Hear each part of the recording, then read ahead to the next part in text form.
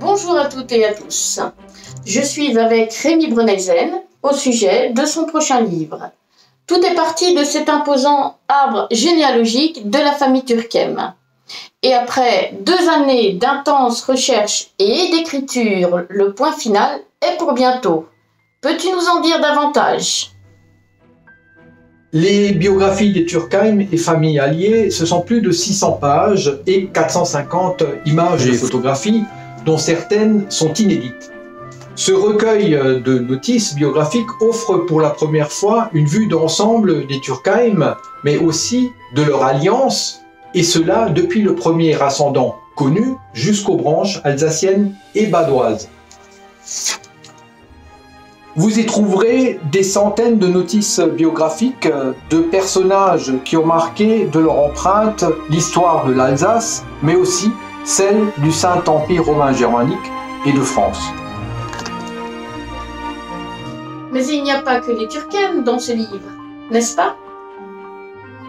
À côté des Turckheim, par le jeu des mariages, on trouvera les familles chevaleresques des Berkheim, Glaubitz, Degenfeld, Schomberg, Wallner de Freudenstein et bien d'autres encore.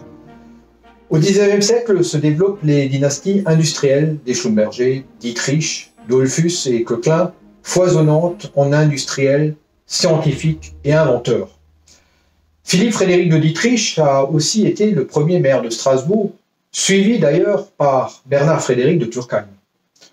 On ne compte plus les maires, députés, sénateurs, conseillers généraux, présidents du conseil chez les Turckheim et familles alliées.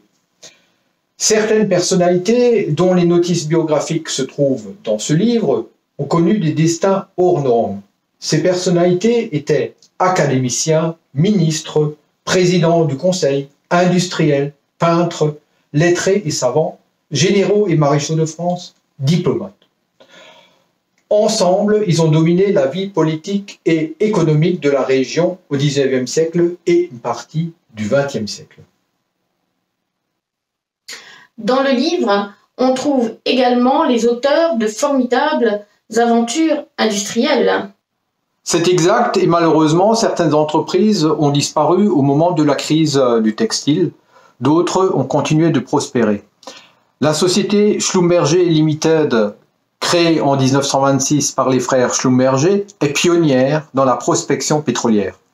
De nos jours, elle est cotée à la bourse de New York et emploie 100 000 personnes dans le monde. Ces familles protestantes, humbles et discrètes, ont joué un rôle philanthropique certain dans l'amélioration des conditions de vie de leurs concitoyens. Dans une prochaine vidéo, vous découvrirez l'intérieur grâce à ce prototype. À bientôt.